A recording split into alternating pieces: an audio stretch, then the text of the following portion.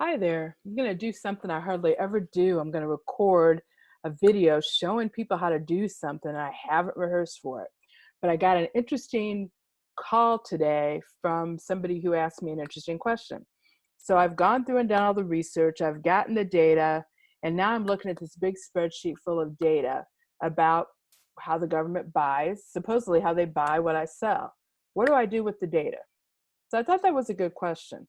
And I decided I would tackle it, even though I have to make a full disclaimer that I am by no means an expert on data analysis or on how to manipulate Excel. That's just not what I do. But what I can do is show you how this data can help you to begin to paint a picture of how various federal agencies buy what it is that you sell.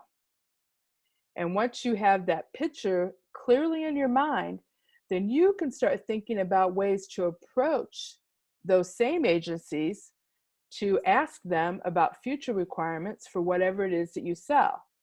You can figure out how to approach potential teaming partners to show them your value and to show them your in-depth understanding of how the government buys whatever it is that you sell.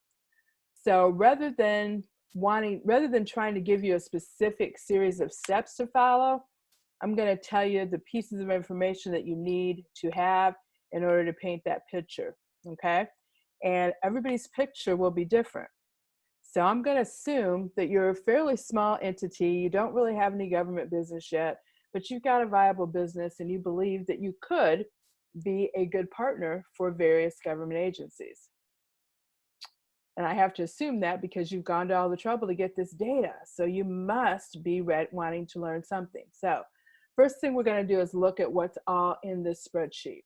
So of course you have all the demographic information over here about the contract number, what was the solicitation number, if there was a formal solicitation, was there a federal contract vehicle like a federal supply schedule? As in this cell here, they're showing that this award was made using the GSA professional services schedule. But look at all these other requirements where there was no federal contract vehicle. So this starts to tell you about the contract type. Was it a delivery order? Was it a purchase order? Was it a BPA call, which means it's an order issued under a blanket purchase agreement? So hopefully by the time you've pulled this data, you've had some training on what all these terms mean, because having an understanding of these terms will help you to be able to grab the information you need to start painting that picture. Okay, dollars obligated, that's obvious, okay? This is really important though, this block here, funding agency, okay? You've heard the saying, he who has the gold makes the rules. Well, this is who has the gold. So these are the agencies within a federal office that had a need for whatever it is that your company sells. This next block is probably where the contracting officer sits. Okay, that's an important fact to know too, because the contracting officer can give you a lot of information about how they have purchased your requirement in the past. They might even tell you who your end user is. I doubt it, but you can ask.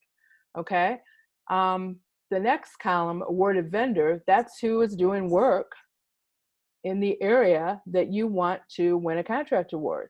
So this gives you an insight into who your competition is.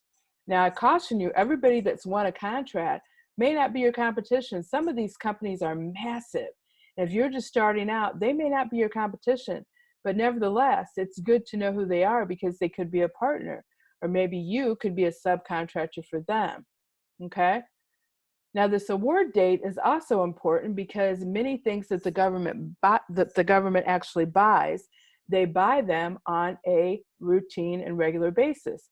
So there might be an opportunity for a recompete that you could start positioning yourself to compete for, okay? Let's see, this is important too because this tells you, was it a competitive buy or was it something else, okay? Number of offers received, how much competition, what did the government do to award this contract? You can see that a lot of these requirements, only one offer was received. And sometimes it was competition and they still only received one offer. So to me, that seems like an agency that might be fertile ground to approach, okay?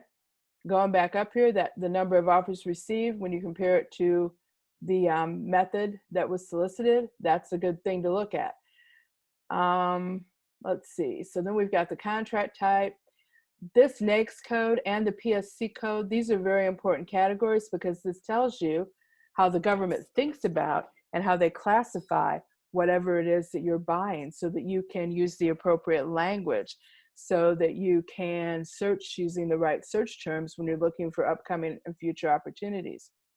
This next column here describes actually what each of these transactions purchased. Contracting officers can put in as little or as much information as they want. But this is good information for you to start to get a sense of what does the government consider under your NAICS code? What type of work do they actually buy under your NAICS code? What is the product service category that they assign to the type of work that you want to sell to the government? Okay. This column here tells you where the work is done. Where's it being done? This can help you if you only want to work in a specific part of the country. So let's say you're from Iowa, for example. Then maybe you only want to go within so many state radius. Maybe you don't want to do the whole nation. Or maybe you're in the DMV, the DC, Maryland, Virginia area, and you only want to work in that corridor. This can help you to isolate those agencies within your area. That's also a very important category. And then there's some gold over here. You've got actual names of people you can start reaching out to, okay? Now, here, this is the actual email address for these are most likely contracting officers, and that's a good place to start. They're not necessarily going to tell you everything that you need to know, but you never know, they might, okay? So what do I do with this data? Well, we want to sort this data. So let's go back and let's do something on the state, okay? Let's do the place of performance. So let's say that I only want to do work in my local area and I'm in Chicago. So I might want to do Illinois, Indiana, Iowa, and maybe Wisconsin.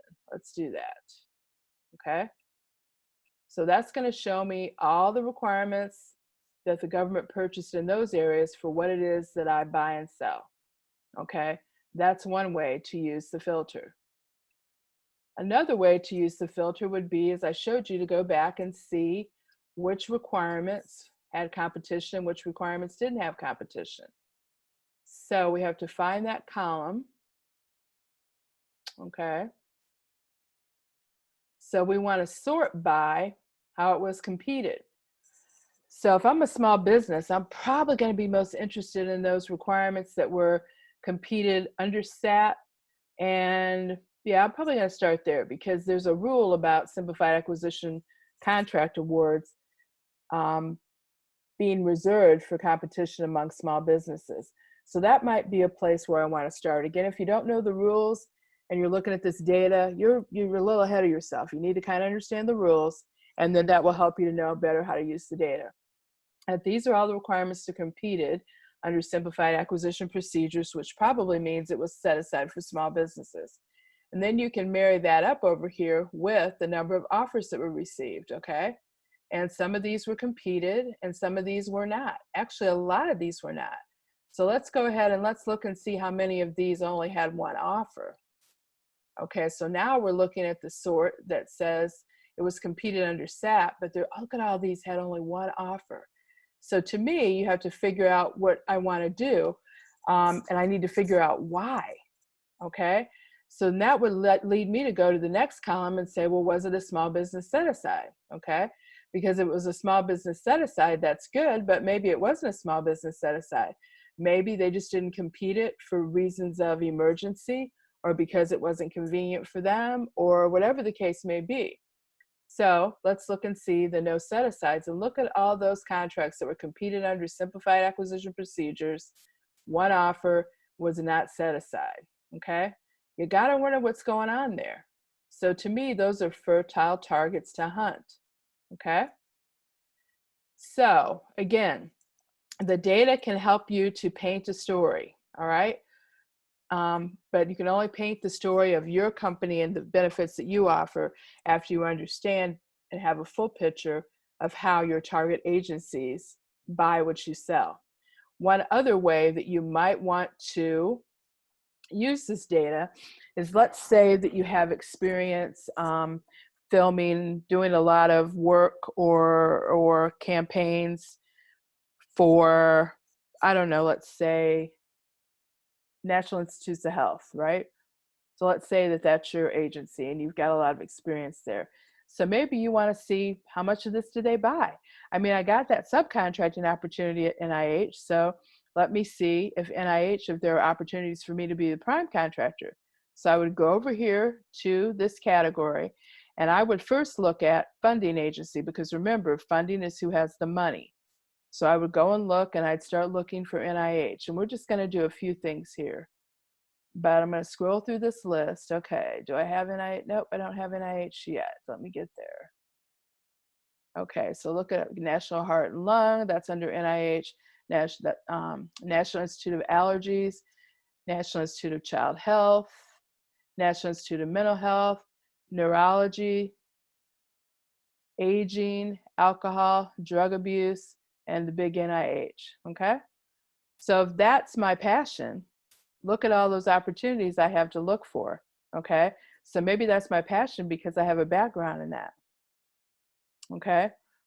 Or maybe it's something else. Let's say maybe I'm an accounting firm, okay? And I heard somewhere that the IRS has issued contracts for some kind of accounting system. So I can go on here and see how much did the Internal Revenue Service buy, because that's my jam, okay? And you can start looking and seeing how they purchase what you purchase. Now, this is a sample set of data that I pulled together for one of my engagements.